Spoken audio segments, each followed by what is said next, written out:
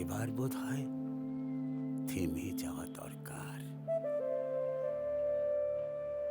কিন্তু কিন্তু চারটে জীবন এই একটা মুখের দিকে তাকায় রয়েছে। ওদের বানের জলে কেমন করে ভাষায় দিই বলেন তো?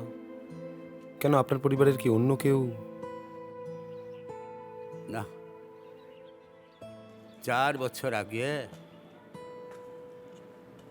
আমারও সুন্দর একটা সংসার ছিল বাবু। ক্ষেত ভরা ধান, গোয়াল ভরা গরু, লেপা উঠোন, উঠোনে আলপনা দেওয়া, আর উঠোনের পূব দিকে আমাদের তুলসী মঞ্চ ছিল।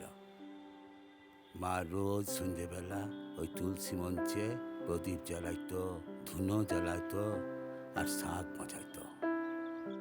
ওই ধুনার গন্ধ আর শাঁখের আওয়াজে আমার কুড়ে ঘরটা মন্দির হয়ে উঠতো বাবু।